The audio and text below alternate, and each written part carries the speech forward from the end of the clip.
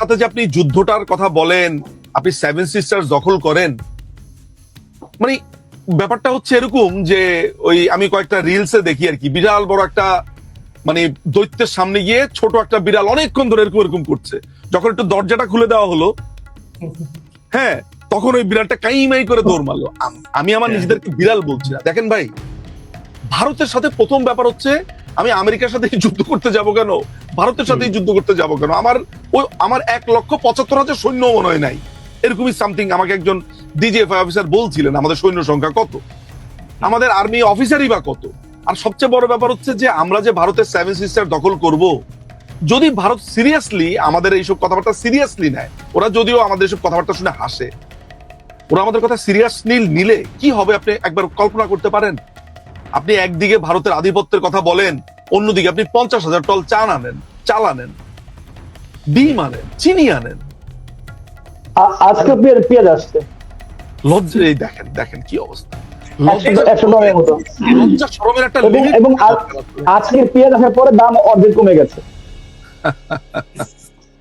মানে কিছু বলার নাই। এবং পেঁয়াজ কিনতে গিয়ে কেউ কোনদিন বলবে না এটা ইন্ডিয়ান পেঁয়াজ দিয়ে আমার কাছে প্রশ্নটা, হ্যাঁ, আমি নিজু ভাই আপনার কাছে আরেকটা ছোট্ট প্রশ্ন করবো। এই প্রশ্নটা আসলে অনেক প্রশ্নের মধ্যে থেকেই একটা প্রশ্ন মনে আপনাকে করি সর্বশেষ, সেটা হচ্ছে ওসমান হাদির ইস্যু নিয়ে এত কিছু ঘটে গেল। ওসমান হাদির খুনি, যাদের আমরা দেখলাম যে সেই 5ই আগস্টের পরেও যে হচ্ছে ব্যাংকে অস্ত্র নিয়ে গিয়ে মানে চাঁদাবাজি করবার মতো হিম্মত দেখায় এবং তারপরে গ্রেপ্তার হয়, তারপরে জামায়াতের আইনজীবীরাও তাকে আবার বের করে, তারপরে সে যখন এই ঘটনা ঘটলো সে ইনকলাব মঞ্চের সঙ্গেই যুক্ত ছিল। তারপরে দেখলাম যে তার ব্যাংকে কোটি কোটি টাকার লেনদেন হয়েছে গত 14 মাসে, এবং সে হচ্ছে আওয়ামী লীগের একজন দোসর, এটাও মাথায় রাখতে হবে আমাদেরকে। এবং তারপরে তার কাছ থেকে চেক পাওয়া গেল, এক একটা ফ্যাক্টরি থেকে, গার্মেন্টস থেকে, ইন্ডাস্ট্রি থেকে তাকে 2 কোটি 3 কোটি টাকার চাঁদার চেক দিয়েছে। তো আসলে এখনো বাংলাদেশে আওয়ামী লীগের একজন মানে এইরকম সাধারণ একজন কর্মী এত প্রভাবশালী, যে পুরো বাংলাদেশে চাঁদা নিয়ন্ত্রণ করতো একরকম। তো আমি আপনার প্রশ্ন পেয়েছি। এখানে ছাত্রলীগের সাধারণ সম্পাদক এখানে উপস্থিত আছে, মানে সাক্ষী উনিই দিবে, উনার নেতা কর্মীরাই তো আজকে বাংলাদেশে নির্যাতিত হয়েছে সবচেয়ে বেশি। আচ্ছা, আমি শুধু একটা কথা বলি, আমার তো আওয়ামী লীগের কোনো পদ নাই, আপনারও নাই, রাসেল ভাই আপনারও নাই। আমাদের রাব্বানী ভাই নেতা, তার দলীয় পরিচয় আছে, পদ আছে। আমরা দুইজন, আমাদের দলীয় পদ না থাকার পরেও আমার উপরে এখন 150 কাছাকাছি মামলা, 20টা পর্যন্ত জানতাম, এর মধ্যে এক নাগারে আমি 100টা মামলার সন্ধান পেয়েছি বিভিন্ন থানাতে, সারা বাংলাদেশ ব্যাপী। আচ্ছা, তো আমাদের যদি এই অবস্থা হয়, তাহলে একজন ছাত্রলীগ কর্মীর কি হয় বাংলাদেশে? সেই ছাত্রলীগ কর্মী আবার 17 লক্ষ টাকা লুট করেছে 5 তারিখের পরে, জামিন হয়েছে। জামিন করালো কে? বিএনপির আইন সম্পাদক কায়সার কামাল। প্রথমে 6 মাসের জামিন হয়েছে, প্রথমে তাকে নিম্ন আদালতে জামিন দেয়নি, উচ্চ আদালত থেকে জামিন হয়েছে, এরপরে জামিনকে 1 বছর পর্যন্ত বৃদ্ধি করেছে। সেই ছেলেটি সিঙ্গাপুরে গেছে, থাইল্যান্ডে গেছে, মালয়েশিয়াতে গেছে, মালয়েশিয়ার ব্যাপারটা নিশ্চিত না, থাইল্যান্ড এবং সিঙ্গাপুরে গেছে। এই দুটো জায়গাতে গিয়ে সে দেশে এসেছে, দেশে সে থেকেছে। একজন ছাত্রলীগের কর্মী দেশে আনন্দে উচ্ছলে এইভাবে হাঁটা চলা করতে পারে কোন ছাত্রলীগের কর্মী? লুঙ্গির তলে ছাত্রলীগের কর্মী, যারা ছাত্রলীগ সেজে, বঙ্গবন্ধু প্রেমী সেজে রাব্বানী ভাইদেরকে ধোকা দিয়েছে, আমাদেরকে ধোকা দিয়েছে, বোঝার কোনো উপায় ছিল না। আমার বঙ্গবন্ধু হয়ে উঠেছে যারা, না আমার বঙ্গবন্ধু বললেই নিশ্চয়ই কার চেহারা ভাসে? সার্জিসের চেহারা ভাসে। তো এইটা রাব্বানী ভাইয়েরও বোঝার কথা না, আমারও বোঝার কথা না। ভাই এত বড় গণকামী হইনি।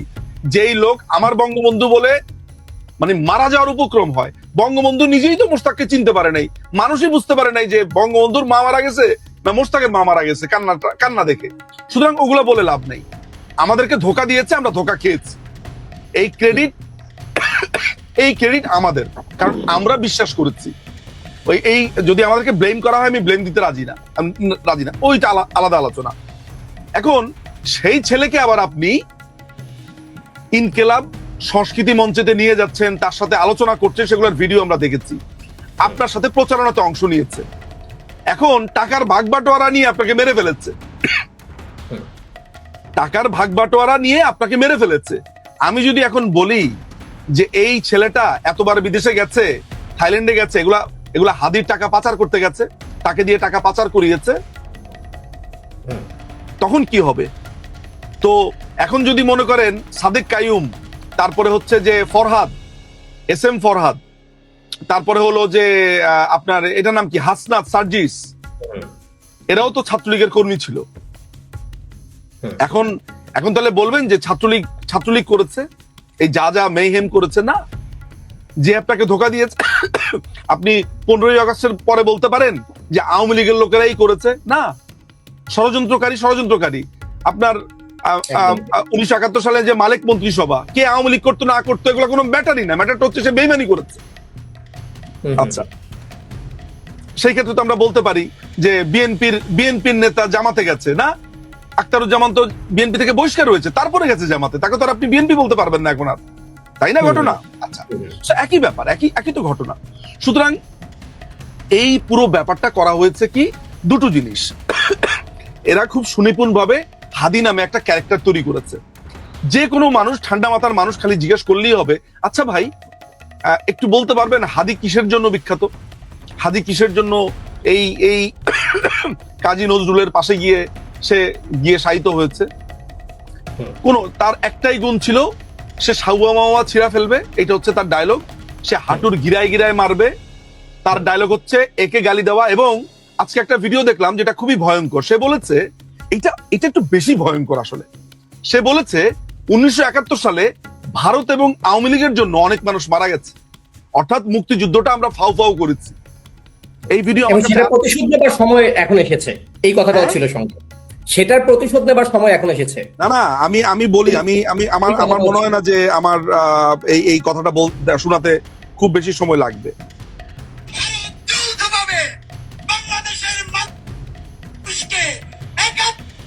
আমি আওয়ামী লীগ এবং ভারত যৌথভাবে বাংলাদেশের মানুষকে 71-এ ময়দানে নামিয়ে লক্ষ লক্ষ জীবনকে বিপন্ন করেছে। সুতরাং 71 সালে ভারত এবং আওয়ামী লীগ লক্ষ লক্ষ মানুষকে মাঠে নামিয়ে তার পাকিস্তানি বাপদেরকে দৌড়ানি দিয়ে, মানে ওইটা ব্র্যাকেটের মধ্যে থাকবে, মানুষের জীবন বিপন্ন করেছে। অর্থাৎ আওয়ামী লীগ এবং ভারত নিজেদের স্বার্থে যুদ্ধ করেছে, বাংলাদেশের মানুষের কোনো সমস্যাই আসলে ছিল না। এটা কিন্তু নতুন ন্যারেটিভ, একদম এইটা একদম কমপ্লিটলি নতুন ন্যারেটিভ। এই আমি শুনলাম মাত্র। সে বলেছে, আরে ভাই জুলাই তো হয়েছেই মুক্তিযুদ্ধের বিরুদ্ধে, এইটা শুনেছি। আজকে এই ভিডিওটা শোনার পরে আমার মাথায় হাত। এ তো দেখি, মানে এ তো একটা কঠিন রাজাকারের বাচ্চা, কঠিন। এই রাজাকারের বাচ্চার শায়িত হয়েছে সে কাজী নজরুল ইসলামের পাশে। ওই যে আজম খান একটা কথা বলেছে, আমাদের লেখক আজম খান, ব্লগার আজম খান, যে লোকটার নাম ছিল দুখু মিয়া, সারা জীবন কষ্ট করেছে, মৃত্যুর পরেও সে মহা দুখু মিয়া হয়ে গেছে। আগে ছিল দুখু মিয়া, এখন মহা দুখু মিয়া, যে মৃত্যুর পরে একটু শান্তিতে শায়িত ছিল, পাশে দিয়ে একটা জঙ্গিকে শুইয়ে দিয়েছে, যাদের বিরুদ্ধে আজীবন তিনি কবিতা লিখেছেন। তো আলটিমেটলি ঘটনাটা যেটা হয়েছে সেটা হচ্ছে যে ওদের একটা ক্যারেক্টারের প্রয়োজন ছিল, যেমন আবু সাইদ ক্যারেক্টারের দরকার ছিল আন্দোলনের স্বার্থে। আর এখন যখন তারা চাঁদাবাজ, খুনি এগুলাতে পরিণত হয়েছে, তখন নিজেদের মধ্যে একটাকে মেরে একটা ক্যারেক্টারের প্রয়োজন ছিল। সো ক্যারেক্টার ওয়াইজ কাজ হচ্ছে, মেটিকুলাস ডিজাইন প্ল্যান। আইজিপি কালকে বলেছে যে আমরা কোনো সুনির্দিষ্ট রাজনৈতিক দলের কোনো সংশ্লিষ্টতা পাইনি হাদি হত্যাকাণ্ডের ক্ষেত্রে। তাহলে এতদিন ধরে যে আপনি বললেন যে আওয়ামী লীগ করেছে, প্রথমত মির্জা আব্বাস, এরপরে বাংলাদেশ আওয়ামী লীগ, এরপরে কিভাবে যেন এখানে ভারত ঢুকে গেছে। ভারত কিভাবে এন্ট্রি নিল জানি না, তবে আমার ধারণা বাংলাদেশে যা কিছুই হবে এখন ভারতের উপর দিয়ে যাবে। যা কিছু হারায় গিন্নি বলে কেষ্টা বেটাই চোর। এই যে এটাই হলো গিয়ে ব্যাপার আর কি। আলটিমেটলি যেটা হচ্ছে যে আমি আপনাদেরকে যেটা গল্পের বা বক্তব্যের শুরুতে বলেছি, যে রিয়েল ফেসিজমের যেই মূলনীতিগুলো আছে, সেই মূলনীতিগুলো একটু গুগল থেকে নিয়ে প্রিন্ট আউট করে একটা কাগজের মধ্যে ধরেন, আর বাংলাদেশে কি আছে এটা একটু মিলান, তাহলে আপনারা বুঝবেন যে রিয়েল ফেসিজম এখন চলছে। এইটাকে বলে ফেসিজম। সেদিন লেফটেন্যান্ট কর্নেল কি যেন একটা লোকের নাম, সে বলছে পাড়ায় মহল্লাতে আপনারা ইউনিট গড়ে তুলুন, কে আওয়ামী লীগ করে, কে আওয়ামী লীগ করতো, কাদের ফ্যামিলি আওয়ামী লীগ করে সেগুলো লিস্ট করুন, তাদের প্রতিহত করুন। প্রতিহত মানে কি? ধরা যাক যে আমার ফ্যামিলি আওয়ামী লীগ করে, আমাকে কিভাবে প্রতিহত করবে? আমার বাসাতে এসে আমার সবাইকে মেরে দিয়ে গিয়ে, আমার চাচা, খালা, মামা কেউ যদি আওয়ামী লীগ করে তাদের বাড়িতে গিয়ে প্রতিহত করবে, মেরে ফেলবে? এই যে 40% ভোটার, কালকেই তো বের করলাম, 3 কোটি সামথিং ভোট পেয়েছে 2008 সালে। হ্যাঁ, 3,23,00,000, আমি কালকেই সেটা বের করলাম। তো সেই 3 কোটি লোককে আপনি মেরে ফেলবেন, প্রতিহত মানে কি, ওদেরকে মেরে ফেলবেন আপনি। সো এইটা হচ্ছে ফেসিজম। বাংলাদেশ আওয়ামী লীগ তার কোনোদিন শাসন আমলে বলতে পারবে যে কোনো পত্রিকা তাদের কারণে কখনো বন্ধ হয়ে গেছে, কোনো পত্রিকা এই আক্রমণের কারণে, ছাত্রলীগ করেছে বা অমুক লীগ করেছে, এরকম বলতে পারবে কেউ? বলতে পারবে না। আমি আপনাকে একটু আপনাকে কয়েকটা জিনিস দেখাই, পার্সপেক্টিভ দেখাই। আমাদেরকে মানে খুবই একটা শব্দে ট্যাগ করা হয়। রাসেল ভাই, কি শব্দে ট্যাগ করা হয় দেখি, বলেন আপনি। ভারতের দালাল, সুরেচারের দোষর, তাই না? আমি যদি জাস্ট এই পার্টিকুলার জায়গাটা ধরে একটু আগাতে থাকি, ধরে আগাই, তাহলে আপনার প্রশ্নের উত্তর পাওয়া যাবে। ফেসিজমের মূল উৎপত্তি বা যেসব কনসেপ্ট আপনারা সবাই জানে, যে মুসোলিনির ফেসিস্ট পার্টি, ইটালি সেই পার্টি, এবং উগ্র জাতীয়তাবাদ ছিল ফেসিজমের সবচেয়ে বড় অস্ত্র। বাংলাদেশের এই সংবিধানকে পরিবর্তন করে বাঙালি জাতীয়তাবাদ থেকে বাংলাদেশি জাতীয়তাবাদ কে করে? জিয়া রহমান। প্রথম বাংলাদেশ আমার শেষ বাংলাদেশ, জীবন বাংলাদেশ আমার মরণ বাংলাদেশ। এই গানটা কিন্তু কাইন্ড অফ মানে দেশপ্রেমের গান মনে হতে পারে, is kind of A fascist song. আসলে কেন, সেটাতে আমি আসছি। ফেসিজমের মূলনীতি যেগুলো আছে সেটা হচ্ছে র্যাডিক্যাল জাতীয়তাবাদ। আমি ছাড়া আর কিচ্ছু নাই, আমার দেশ, আমার দেশ, আমার দেশ, বাকি সব খারাপ। ঠিক আছে, 1 নাম্বার। ফেসিজমের আরেকটা ব্যাপার হচ্ছে যে ফেসিজম একটা কাল্পনিক শত্রু বানায়। সে কখনো শত্রু বানায় হচ্ছে ইম্পেরিয়ালিজমকে বানায়, সে কখনো শত্রু বানায় হচ্ছে ওয়েস্টার্ন বুর্জুয়াকে বানায়, সে কখনো শত্রু বানায় হচ্ছে তার পাশের দেশকে বানায়, সে কখনো তার পুরনো সাম্রাজ্য ফিরে পাবে বলে যারা দখল করেছে তাদেরকে শত্রু বানায়। আমরা মুসোলিনি যেমন আপনার সে ইথিওপিয়া মনে হয় দখল করেছিল, তারপর হচ্ছে যে রোমান সাম্রাজ্যকে সে আবার পুনর্জাগরণ করবে। সে আরেকটা কাজ করে, সেটা হচ্ছে সামরিক শক্তি সে বৃদ্ধি করতে চায়, এবং তার আরেকটা বৈশিষ্ট্য হচ্ছে সে একটা কাল্পনিক শত্রুকে কল্পনা করে সাধারণ মানুষকে এটা বোঝাতে চায় ও তোমার শত্রু। এটা হিটলারের মধ্যে ছিল, এটা মুসোলিনির মধ্যে ছিল। এই যে এখন আমি কথাগুলো বললাম, এই কথাগুলো নিজুম মজুমদারের কথা না।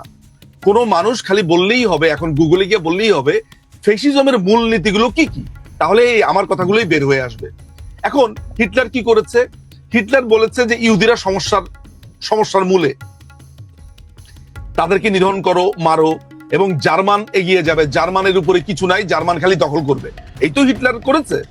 মুসোলিনি এক কাজ করেছে, সেও এরকম আফ্রিকান কান্ট্রি দখল করেছে, আশেপাশের দেশগুলোকে সে দখল করে জাতীয়তাবাদ করে ভয়ঙ্কর অবস্থা করে ফেলেছে। সে যেটা করে, সে মনে করে যে তার সবচাইতে বড় শত্রু হচ্ছে প্রেস, সে প্রেসকে দমানোর চেষ্টা করে। সে যেটা করে, সে আবার নতুন করে তার সৈন্য সামন্ত বাড়াতে থাকে, সামরিক শক্তি বৃদ্ধি করে, এবং তার সবচাইতে যে জরুরি জিনিসটা সেটা হচ্ছে সেটা কাল্পনিক শত্রু তৈরি করে। আমাদের দেশে যা কিছু হচ্ছে আপনি এগুলোর সাথে মিল পান। ভারত, কথায় কথায় কথায় কথায় ভারতের আধিপত্য, ভারতের আধিপত্য। মায়ের পেট থেকে পড়ার পরে শুধু বাংলাতে কাচ্ছি। এরপরে মানে 3 বছর বয়স থেকে ইংরেজি ছিল আমার সেকেন্ড ল্যাঙ্গুয়েজ। প্যান্ট পরেছি, শার্ট পরেছি, স্যুট পরেছি, মুভি দেখেছি ইংরেজিতে, ইংরেজিতে একটু ভুলভাল কথা বললে সেটা নিয়ে অপমানের কোনো অন্ত ছিল না। আমার বাবা আমাদের 5 জন শিক্ষক রেখেছে ইংরেজির উপরে, কেউ ক্রিয়েটিভ রাইটিং শিখাতেন, কেউ এটা শিখাতেন। এই যে যদি আধিপত্য হয় তাহলে তো এই দেশে হচ্ছে মার্কিন ইঙ্গো আধিপত্য। এই দেশের আমাদের দেশের ক্ষমতায় কে যাবে সেটা নির্ধারণ করে ইউরোপিয়ান ইউনিয়ন, সেটা নির্ধারণ করে আমেরিকা। আমাদের দেশের ব্যবসা সমস্ত কিছু আরএমজি ইন্ডাস্ট্রি, রেডিমেড গার্মেন্ট যে আছে, আরএমজি সমস্ত কিছু যায় হচ্ছে ইউরোপে। ওই টাকা পয়সা, আমাদের যে বৈদেশিক মুদ্রার রিজার্ভ সেটা থাকে আমেরিকার ফেডারেল ব্যাংকে। আমাদের রাজনীতি,